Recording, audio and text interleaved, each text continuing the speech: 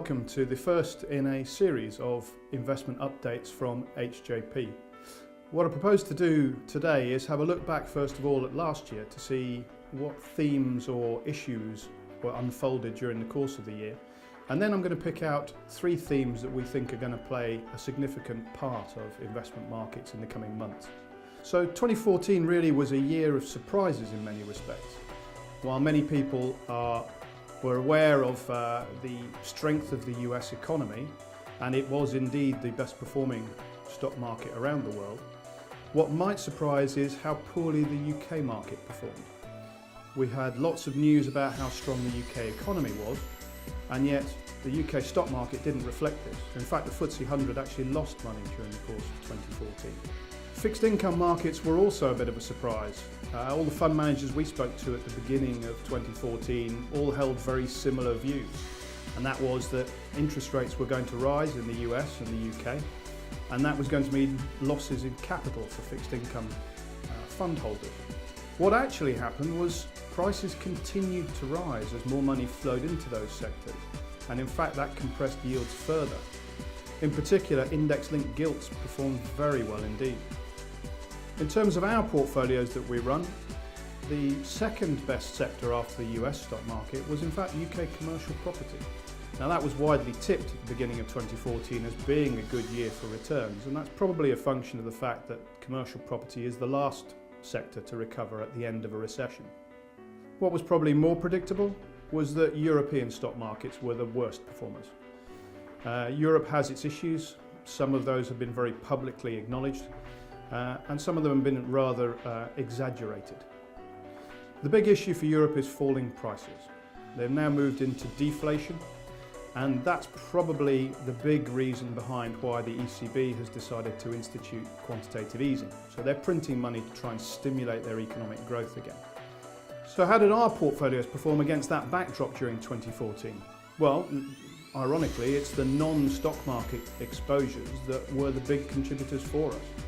Our cautious income portfolio, for example, produced a total return of almost 6% on the year, and all our growth portfolios produced comfortably more than 8% for the year, which is significantly ahead of the UK stock market, with considerably less risk. So two other events that influenced 2014 was the strength of the US dollar and the fall in the oil price. In terms of the US dollar, it gained more than 6% against sterling and around 14% against both the euro and the Japanese yen.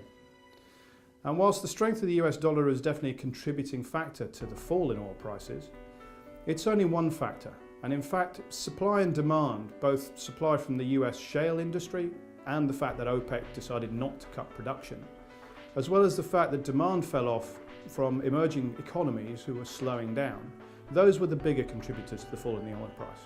But losing half its price in a matter of months was a big issue. And that's why the oil price is one of our themes going ahead in 2015. Our second key theme for 2015 is the continued expected strength in the US dollar. US companies are being very successful and have been for several years now.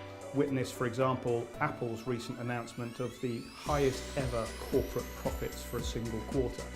Those companies will continue to benefit from increased consumer spending in the US as well as their low energy costs. Now, typically emerging markets historically have not done well when the US dollar is strong. However, there's just a chance that the low oil price will help to mitigate some of that impact.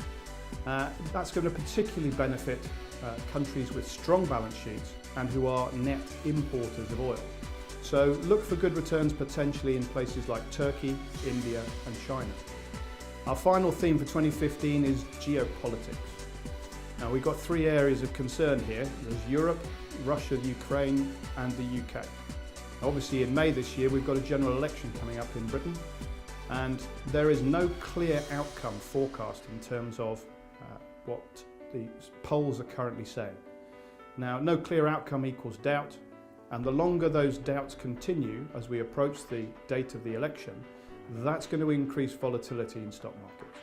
Looking at Europe, the recent electoral victory for Syriza in Greece has obviously raised the spectre of Eurozone collapse once more. However, it's important to bear in mind that Syriza themselves were downplaying or backtracking on their anti-austerity rhetoric even before the election, and since winning the election have made it very clear that they intend to stay in the euro. Finally, Russia. Well, the sanctions against Russia for their activities in Ukraine, plus the fall in the oil price, means that Russia is really suffering at the moment. Their economy is back in recession. The ruble has lost half its value against the US dollar in just the last 6 months.